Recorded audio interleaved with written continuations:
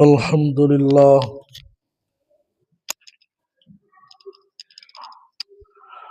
الحمد لله نحمده ونستعينه ونستغفره ونؤمن به ونتوكل عليه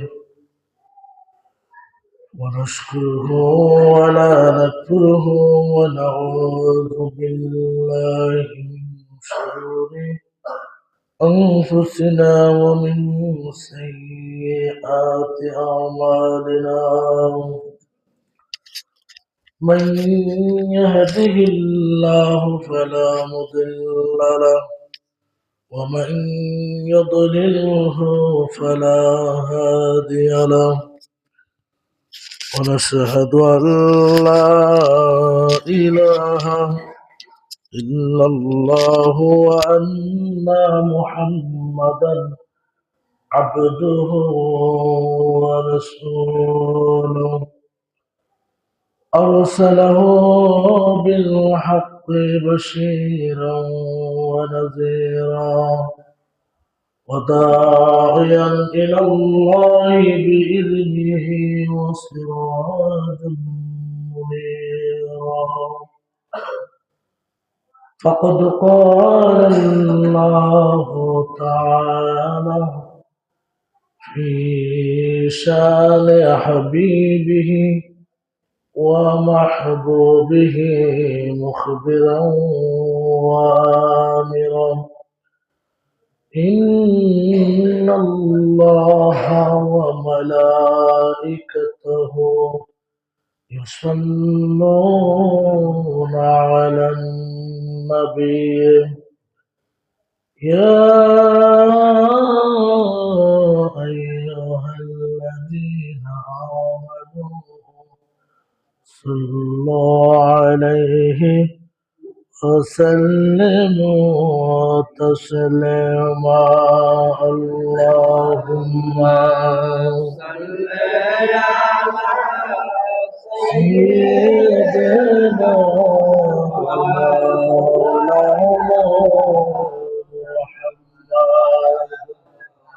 وعلى آل سيدنا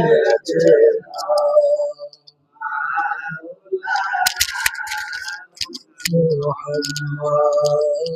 اللهم صل على سيدنا مولانا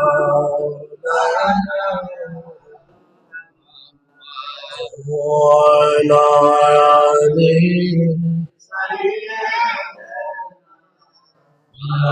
مولانا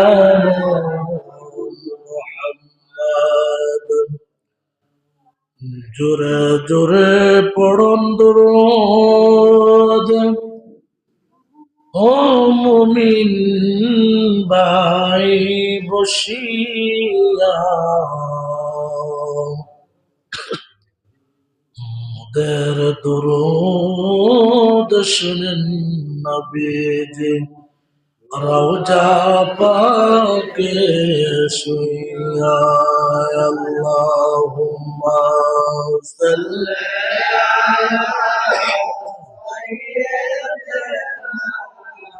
مولانا محمد وعلى آله مولانا محمد। এই বিশ্ব ভুবনে যা কিছু আছে সকলে মানিল আল্লাহকে, কি বলি মানুষ শুধু যে বেহোশ চিনিল না তাহার স্রষ্টাকে। আল্লাহুম্মা সাল্লি আলা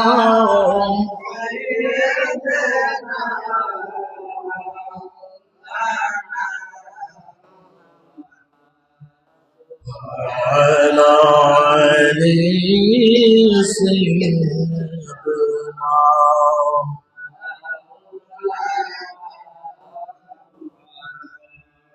لا إله إلا الله لا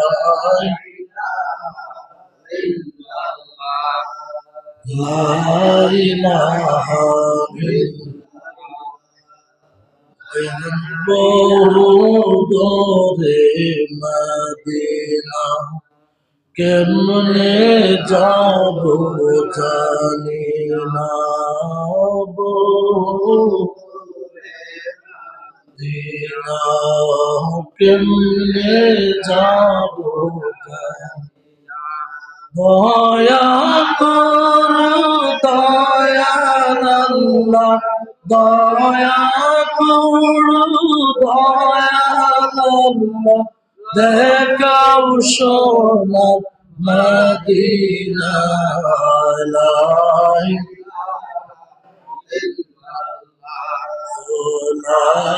ইলাহা لا إله إلا الله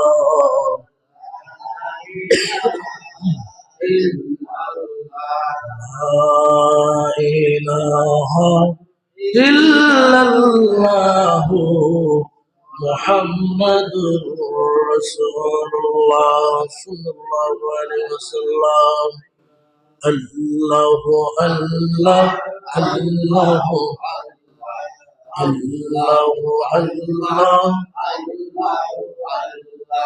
الله الله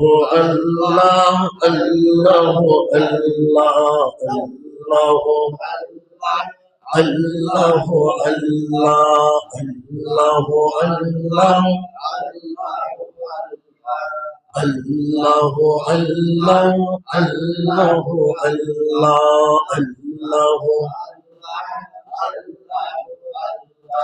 তুমি কাউকে বানাইছো নবিউল্লাহ কাউকে বানাইছো সাফিউল্লাহ নূর নবীকে হাবিবুল্লাহ আল্লাহ আল্লাহ আল্লাহ আল্লাহ আল্লাহ الله الله الله الله الله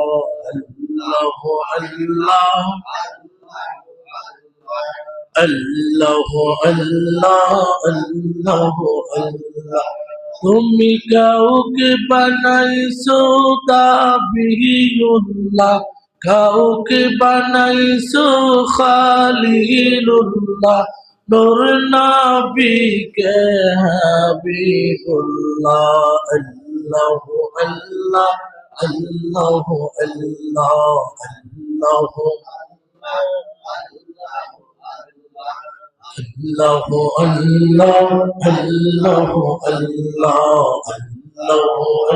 الله الله لا إله إلا الله محمد رسول الله صلى الله عليه وسلم اللهم صل وسلم وبارك عليه সম্মানিত উপস্থিতি মুসল্লিয়ে کرام আল্লাহ পাক রব্বুল আলামিনের দরবারে লক্ষ কোটি শুকরিয়া আদায় করতে যাচ্ছি যে মহান রব্বুল আলামিন আমাদেরকে অত্যন্ত মায়া করে মহব্বত করে দুনিয়ার বিভিন্ন ঝামেলা থেকে মুক্ত করে আল্লাহ তাআলার ঘরের মধ্যে বেহেশতের বাগানে আল্লাহ তাআলার রুকু করার এবং আল্লাহ তাআলাকে সিজদা করার নামাজ আদায় করার তৌফিক দান করলেন জুমার দিনের জুমার নামাজ সেই জন্য আমরা শুকরিয়া তান আদায় করি বলি আলহামদুলিল্লাহ আবারও শুকরিয়া আদায় করি যে মহান রব্বুল আলামিন আমাদেরকে অত্যন্ত মায়া করে মহব্বত করে অন্য অন্য নবীর উম্মত হিসেবে না পাঠাইয়া আখিরি পয়গাম্বর নবী মুহাম্মদ মুস্তাফা আহমদ মুজতবা সাল্লাল্লাহু আলাইহি ওয়াসাল্লামের উম্মত হিসাবে কবুল করেছেন, মঞ্জুর করেছেন, সেজন্য আমরা শুকরিয়াতান আদায় করি, বলি আলহামদুলিল্লাহ। আমরা শেষ নবীর উম্মত হতে পেরে শুকরিয়া আদায় করে খুশি না বেজার? শুকরিয়া আদায় করারও তো একটা ভাগ্যের ব্যাপার। আমাদের শেষ নবীর উম্মত হতে পেরেছি, আর এই শেষ নবীর উম্মত হওয়ার কারণে আমাদের শুকরিয়া আদায় করছে, এটা একটা বড় ভাগ্যের ব্যাপার। আমরা এখানে যারা আছি আসলে আমরা সবাই ভাগ্যবান। মসজিদের মধ্যে যারা আসেন, আমি রাসূল পাক সাল্লাল্লাহু আলাইহি ওয়াসাল্লামের হাদিস থেকে পড়ে বুঝতে পারছি যে যে লোকে মসজিদে আসবে এটা হলো বেহেশতের বাগান। আর বেহেশতের বাগানে আসে একমাত্র মুমিন বান্দারা, বলেন না সুবহানাল্লাহ। তবে এখানে কিছু কথা আছে। আখিরি জামানার নবী পয়গম্বর মুহাম্মদ সাল্লাল্লাহু আলাইহি ওয়াসাল্লাম বলেন আবার যে এদের মধ্যে মুমিন বান্দা হয়ে ঢুকবে, আবার বাইর হওয়ার পর তাদের ঈমান নড়চড় হয়ে যাবে। একমাত্র শয়তানে দুঃখায় ফালাইয়া বিভিন্ন ফিতনার মধ্যে তাকে দাবিত করবে এবং তার ঈমান সঠিক রাখাটা কঠিন হয়ে যাবে। কেমন কঠিন হবে? জ্বলন্ত আংরা হাতের তালুর মধ্যে রাখতে যেমন কষ্ট, এর চেয়ে আরো বেশি কষ্টকর ঈমান ধরে রাখা দায় হয়ে যাবে, এমন কষ্টকর হয়ে যাবে। এই জন্য আমাদের ঈমানকে আগে মজবুত ধরে রাখতে হবে। আমি মুসলমান হয়ে গেছি এটা আমি মনে মনে শুধু জানি, হ্যাঁ আমি বলতেছি, আমি দিলে প্রাণে বলি যে আমি মুসলমান, কিন্তু আমাদের কোনো কালচারে, কোনো কারণে, কোনো আমলে, কোনো কথায়, কোনো কাজে আমার ঈমান লড়ফড় হয়ে গেল, যাহার কারণে আমার নবী কথাই বলেন, সকাল বেলা তখন ঘর থেকে বাহির হবে মুমিন বান্দা হইয়া, আর বিকেল বেলা ঘরে প্রবেশ করবে কাফের হইয়া, মুনাফিক হইয়া। সে কাফের খাতায় নাম পড়ে যাবে। ঘর থেকে বাইরে হইবার সময় এই দোয়াটা পড়বেন, আল্লাহ আমি ঘর থেকে বাইর হইতেছি মুমিন বান্দা হিসাবে, তুমি আবারও আমাকে মুমিন হিসাবে এই ঘরের মধ্যে প্রবেশ করাইও। এই দোয়াটা আল্লাহর কাছে করবেন এবং রাসূলের সাহায্য চাইবেন। ইয়া রাসূলুল্লাহ, তুমি ছাড়া আমাদের আর কোনো উপায় নেই। ইমানের ইমান মজবুত রাখার মালিক একমাত্র আল্লাহ। তবে যদি আমরা সঠিক পথ অবলম্বন করি। আজকের আলোচ্য বিষয় হচ্ছে আদাবে ইসলাম। ইসলাম অর্থ শান্তি, আদাব হচ্ছে শিষ্টাচার, আদব হচ্ছে নম্রতা, আদব হচ্ছে ভদ্রতা, আদব হচ্ছে মানুষকে কিছু নমনীয়তা শিখা, আদব হচ্ছে মানুষের মধ্যে সুগ্রাম পাওয়া, আদব হচ্ছে মানুষের এলেমকে চর্চা করে দেওয়া, আদব হচ্ছে মানুষকে জান্নাতি বানিয়ে দেওয়া, আদব হচ্ছে মানুষকে নামাজিওয়ালা বানানো, আদব হচ্ছে মানুষকে জান্নাতের পথ নিদর্শনা করে দেওয়া। এটার নাম হচ্ছে আদব। যাহার মধ্যে আদব নাই, আমার নবী বলেন সে বেআদব। আদব ছিল না শয়তানের। শয়তানকে বলা হয়েছিল, তার নাম শুধু শয়তান ছিল না, তার নাম ছিল আজাজিল। সে একটা শিশু বাচ্চা ছিল, তাহার গোত্র জাতিকে জ্বালাইয়া পুড়িয়ে ছাই করে দেওয়া হতো। এমন টাইমে আমার আল্লাহর দরবারে এক ফেরেশতা ফরিয়াদ জানাইল, মাবুদ গো, এত সুন্দর একটি বাচ্চা, তারে দেখলে খুব মায়া লাগে। এত সুন্দর বাচ্চা, তাকে দেখতে খুব মায়া লাগে। আমরা তাকে ফেরেশতার দরবারে নিয়ে আসি, আমরা তারে লালন পালন করব, আমরা তার দেখাশোনা করব। রব্বে বাড়িওয়ালা কি, আপনি যদি অনুমতি দেন এই বাচ্চাটাকে আমরা খুব মায়া লাগছে, তারে আমরা লালন পালন করি। আল্লাহ রাব্বুল আলামিন অনুমতি দিলেন, যাও, তার নাম হলো আজাজিল। তাকে তোমরা নিয়ে লালন পালন করো। যখন এই ফেরেশতাদের দলের মধ্যে সে ভরণ পোষণ হইতে লাগলো, একদিন আল্লাহ মাবুদকে চিনে ফেললো, আল্লাহকে জানলো, আল্লাহকে চিনলো, আল্লাহর ইবাদতি করতে হবে তা জানলো। সে এমন ইবাদতি করে ফেললো, এমন ইবাদতি মনে করতে করতে করতে করতে তামাম বিশ্ব জগতের মধ্যে এমন কোন জায়গা, তিল পরিমাণ জায়গা নাই যে জায়গার মধ্যে সে সাজদা করে নাই। 9.5 লক্ষ বছর পর্যন্ত আজাদিল, এই শয়তান কি করেছিল? ইবাদতি করেছিল। আমার মাবুদ বললেন, আদম রে, তোমাকে আমি সৃষ্টি করলাম, তোমার মধ্যে রূহ ঢুকাইলাম, রূহ ঢোকার পরে রূহ বলে না, আমি যাইতে পারবো না, আমি যেখানে ঢুকাইছ আমাকে এখানে রাখতে পারবেন না। নূরে মুহাম্মদ সাল্লাল্লাহু আলাইহি সাল্লামের নূর মোবারক প্রবেশ করাইয়া বললেন, ও রূহ যাও, আদমের অন্তরে চলে যাও। তখন আদমের অন্তরে যাওয়ার পরে মালিক সাহেব আর আসবো না। বলেন না সুবহানাল্লাহ। আমি এমন একটি জায়গার মধ্যে প্রবেশ করেছি, খুব ভালো লাগতেছে, এখানে আলো আছে, ভালো লাগে, এবং নূরে মুহাম্মদের নূর দেখে আমার আর আসতে ইচ্ছা করে না। আমার আল্লাহ তাআলা সেই দিন সকল ফেরেশতাদেরকে ডাক দিয়ে বললেন, ফেরেশতারা রে, আমার আদমকে সেজদা করো, আমার আদমকে সেজদা করো। এটা আল্লাহ তাআলার হুকুম ছিল, আল্লাহ তাআলার হুকুম ছিল। সকল ফেরেশতারা চিন্তা করলেন, আমার আল্লাহকে যদি আমরা ইবাদতি করি, হুকুমের পালন করে দেয়, সেজদা করি, এখনো তো মাবুদই আমাদের সেজদা করার অনুমতি দিয়েছে, এত কোনো বেয়াদবি করা যাবে না, আল্লাহর সঙ্গে কোনো নাফরমানি করা যাবে না। আমার আল্লাহ যাই বলবে তাই সহি, তাই আমরা মানব। এত সকল ফেরেশতারা এক কাতারে সবাই এক বাক্যে বলে আল্লাহু আকবার বলিয়া আদমের পায়ের সামনে তারা মাথা নত করে দিল। আজাজিল শয়তান বলল, আমার আল্লাহ বললেন তুমি কেন সেজদা করো নাই?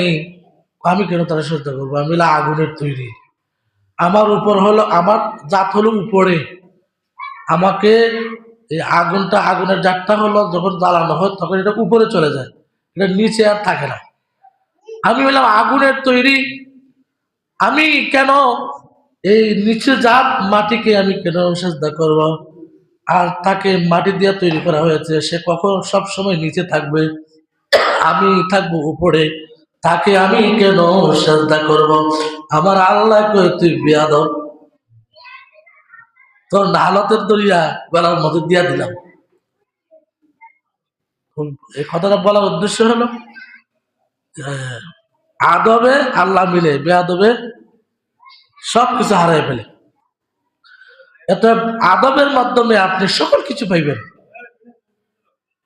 আপনি আদবের সহিত যা কিছু করবেন ইসলামের মধ্যে, ইসলামের কাজের মধ্যে, আপনি সকল কিছুর মধ্যে আপনার শ্রেষ্ঠতম পাবেন। ইসলামের মধ্যে আদব, আপনি আপনার ইসলামের কিছু কাজ রয়েছে, যে কাজগুলো করতে যাই আদবের সহিত কাজ করতে হয়। আমি নামাজও দাঁড়ায় গেলাম, আমি আদবের সহিত নামাজও দাঁড়াইলাম, আমি আমার শরীরটাকে এমন ভাবে ঝুঁকাইয়া, এমন ভাবে আমার শরীর আমি মাবুদের দরবারের কাছে সফর্দ করে দিতে হবে, যেন আমার মাবুদ আমাকে দেখছেন, আমি আল্লাহকে দেখছি। এইভাবে মাবুদ আমাকে, আমি যদি নাও দেখি মাবুদ আমাকে দেখছেন। আমি দুনিয়ার কোন মানুষের নেতার সামনে অথবা কারো কোনো মন্ত্রীর সামনে দাঁড়াই নাই, আমি একমাত্র আল্লাহ তাআলাকে সিজদা করার উদ্দেশ্যে, আমি নামাজ আদায় করার উদ্দেশ্যে, আমি মাবুদের দিদারের এলাহির দরবারে আসার জন্য, আমি দেখা করার জন্য, আমার মাবুদের কাছে সিজদা করার জন্য আমার সারা শরীরটাকে আমার মাবুদের জন্য ঝুঁকাইয়া দিলাম। এটা হলো আদবের, নামাজের আদব। আপনি যখন দুরূদ শরীফ পড়বেন, অজু করে, পবিত্র অবস্থায় অজু করে যখন আপনি দুরূদ শরীফ পাঠ করবেন, আপনি মহব্বতের সাথে, আদবের সাথে দুরূদ শরীফ পাঠ করবেন, আর তখন ওই দুরূদ শরীফ আপনার জন্য কবুলিত হয়ে যাবে। আপনি যদি লাফালাফি যখন মনে যেমনি মনে চায় এমনি যদি দুরূদ শরীফ পড়েন, এই দুরূদ শরীফের মধ্যে আদব থাকবে না, আদবের সহিত। কারণ আমার নবীর দরবারটা হচ্ছে বড় সহজ, আর না হলে খুব কঠিন। তখন আমার নবীর পাশে দুইজনের দুই পাশে বসায় রাখছে, শোয়া রাখছেন। আমার নবীর দরবার, এখানে দুইজন আরো আছে, এখানে আবু বকরও ঠান্ডা, নবীও ঠান্ডা, কিন্তু উমরকে এমন ডরানি ডরাইতো শয়তানে, আজও পর্যন্ত এই উমর রাদিয়াল্লাহু তাআলা আনহুর কবরের পাশে কিছু মুনাফিক মুসলমানরা যাইতে ভয় পায়। আর এটা সাক্ষাৎ প্রমাণ বাংলাদেশে এক আলেম, উনি নিজের চোখে দেখে আমাদের কাছে গল্প করেছে। এক হাজি বলছে, ভাই আপনিও বাংলাদেশি, আমিও বাংলাদেশি, আপনিও হজ করতে আসছেন, আমিও হজ করতে এসেছি, আমি যাব টয়লেটে, আমার এই টাকার ব্যাগটা নিয়ে যাইতে আমার কাছে সংকোচ লাগতেছে, কেমন জানি লাগে। আছে অনেকে আছে কত পবিত্র অবস্থায়, মানে যে কোনো অসুবিধা যাতে না হয়। তো উনি মনে করলো যে উনি তো হজ করতে আসছে, উনি তো আর কিছু করবে না। তো উনি 2000 রিয়াল ওনার দিয়ে দিল, আমি আসলে আমার হাতে দিয়ে দিল। উনি কাজ কমপ্লিট করে আসার পরে বললেন, ভাই আমার ব্যাগটা দেন। ব্যাগ দিছে কিন্তু টাকা দেয় নাই, ব্যাগ দিছে কিন্তু টাকা দেয় নাই। বললো, ভাই আমি তো শুধু আপনাকে ব্যাগটা দেয় নাই, ব্যাগের ভিতরে টাকাও ছিল, টাকা কোথায়? ও আপনি আমাকে টাকা দেখান নাই এবং আমি টাকা দেখিও নাই, আপনি আমাকে ব্যাগ দিয়েছেন, আমি আপনাকে ব্যাগ দিয়ে দিয়েছি, কিচ্ছা খতম। না ভাই, তো এটা নিল কেনা? বললো আমি জানি না। তাহলে আপনি যদি জানেন না বলেন, তাহলে চলে আসেন কানায় খাবার গিলাফে ধরে একটু শুয়ে বলবে যে আমি নেই নাই, তাহলে আমি মেনে নিব। আল্লাহ তো দয়ালু, আল্লাহ মেহেরবান। যখন খানা খাবার গিলাফের মধ্যে শুয়ে বলল আমি নেই নাই, সে চিন্তা করলো যে হাজি সাহেব নিয়েছে, সে হাজি সাহেব মনে করলো মনে হয় তা আল্লাহ তালা এখানে যখন দইটা শুয়ে আছে না, আমি মিশে কথা করার পর আমি সার হয়ে গেছি, তাহলে আমার আর কিছুই হবে না। তাহলে আমার আরো দুইটা দরবার যাওয়া লাগবে। কোন কোন দরবার? আমরা মদিনায় যখন যাবো, মদিনায় যাওয়ার পর রাসূলের দরবারে যাইয়া তুমি এটা বলতে হবে। তুমি রাসূলের দরবারে যাইয়া, রাসূলের দরবারে যাইয়া যখন বলল, এ ভাই হাজির সাহেব, আপনিও হজ করতে আসছেন, মিথ্যা কথা বলিয়েন না, আমি বড় অসহায় হয়ে যাব, আমার এই টাকাগুলো না হলে আমি বিপদে পড়ে যাব, আপনি দয়া করে বলে নেন, আপনি নেন নাই অথবা নিয়েছেন, দুইটার মধ্যে একটা সত্য কথা করে বলেন।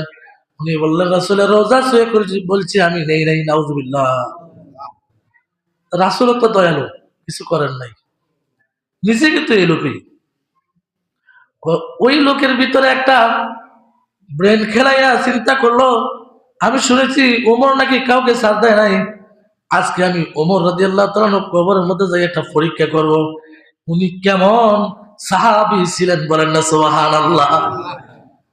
ভাই হাজী সাহেব, আপনি আমার একটা আবদার, শেষ আবদারটা রাখবেন, যদি দয়া করে, আপনি এত কষ্ট করে বললেন, খানায় খাওয়াতে বললেন, রাসূলের দরবারে বললেন, কিন্তু আমার আরেকটা শেষ ফরিয়াদ, ওই ফরিয়াদটা তুমি যদি মাইনা নাও, তাহলে আমি আর তোমারে কোনো দোষারোপ করবো না, তুমি যাই ওমরের দরবারে যাই বলো আমি নেই নাই।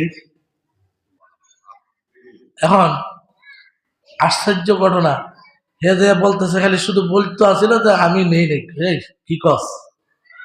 এমনি আওয়াজ হচ্ছে, তুই কি কস না? তোর হাতটা সরাই দেখ, এখন সরাইতে পারে না, হাতটা এমন ভাবে আটকে গেছে রোজার মধ্যে, সে হাত আর সরাইতে পারে না। চিৎকার শুরু হয়ে গেল, বলল, ভাই হাজির সাহেব আমার মাফ করে দাও, আমি মনে করেছিলাম আল্লাহর দরবার ফিরে গেছি, রাসূলের দরবার ফিরে গেছি, ওমর রাদিয়াল্লাহু তাআলা আমার কিছু করবেন না, এত আমি বুঝতে পেরেছি সাহাবা কেরামরা মরলেও তারা জিন্দা, বলে না সুবহানাল্লাহ।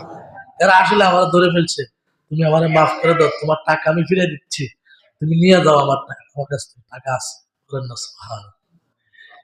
এই রাসূলের দরবারের আদব, রাসূলের দরবারে সাহাবা কেরামের আদব, এগুলো আমরা মানিয়ে নিতে হবে। তো বিভিন্ন হাদিস শরীফে আরো বহুত, হাদিস শরীফের মধ্যে বিভিন্ন দিক থেকে আরো আদবের সম্পর্কে নিয়ে আলোচনা আছে। রাসূল করিম সাল্লাল্লাহু আলাইহি ওয়াসাল্লাম আমাদেরকে এই আদব শিক্ষা দিয়েছেন।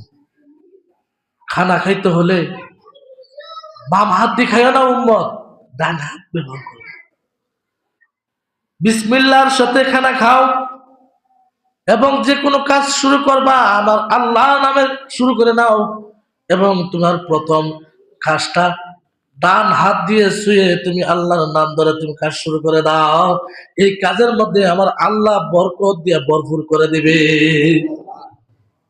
এই জন্য আমাদের অনেক শিকার আছে, অনেক কিছু জানার আছে, আমাদের জানার প্রয়োজন। আল্লাহ তাআলা কালামে পাকের মধ্যে একটি আয়াত নাযিল করে বলেন, আউযু বিল্লাহি মিনাশ শাইতানির রাজীম, বিসমিল্লাহির রহমানির রহিম, লাকাদ কানা লাকুম ফি রাসূলিল্লাহি উসওয়াতুন হাসানাতুল লিমান কানা ইয়ারজুল্লাহা ওয়াল আখিরা ওয়া যাকারাল্লাহা কাসীরা। আমার আল্লাহ তাআলা বলেন, নিশ্চয় তোমাদের জন্য মহানবী সাল্লাল্লাহু আলাইহি ওয়াসাল্লামের মধ্যে রয়েছে, তোমাদের জন্য মহানবী সাল্লাল্লাহু আলাইহি ওয়াসাল্লামের মধ্যে রয়েছে উত্তম আদর্শ। বলেন না সুবহানাল্লাহ।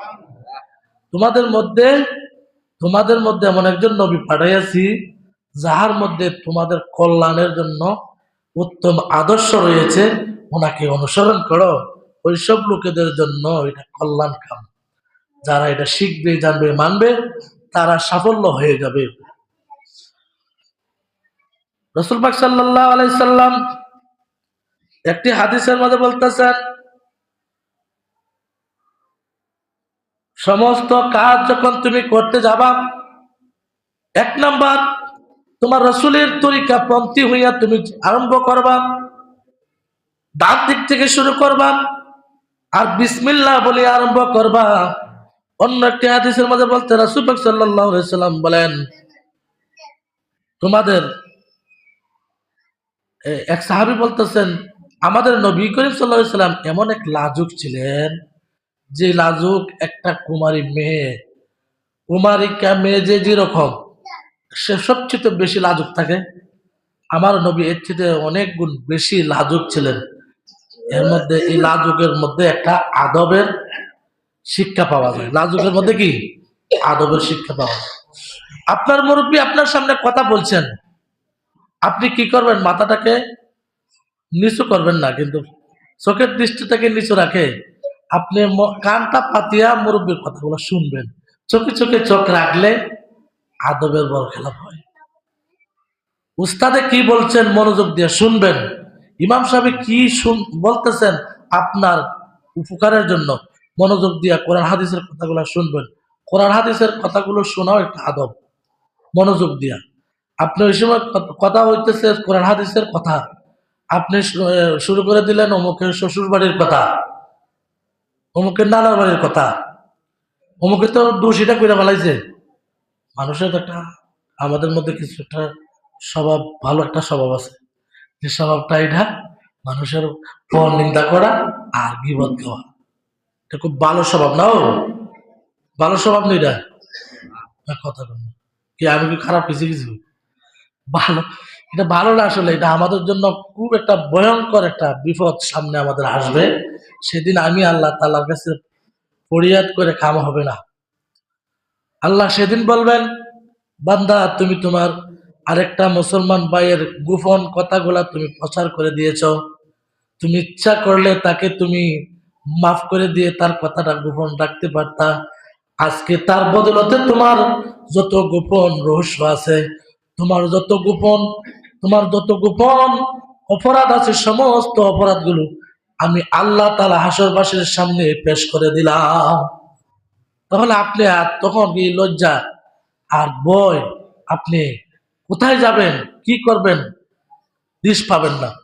এজন্য আমি আপনি আপনার ভাই, আমার ভাই, আমার আত্মীয়, আমার স্বজন, আমার পাড়া প্রতিবেশী, যেই হোক না কেন, তার অন্যায় আছে আপনি জানছেন, আরেকবার আর এক জায়গায় বলে ফেলছেন, বলে আরেক জায়গায় যায় বললেন না, না বললেন নিজের মনটারে বুঝ দিবেন। আমারও তো অন্যায় আছে, আমারও তো দোষ আছে, আমি কি দোষ করি না? আমার দোষটাকে আমি চাপায় রাখার চেষ্টা করি, তাহলে আমার ভাই আরেকজন তার দোষটা তো চাপায় রাখার চেষ্টা করে। এত তার দোষটা যদি আমি চাপায় রাখি, আমার আল্লাহ আমার দোষটাকে চাপায় রাখবে। ঠিক না বেটি?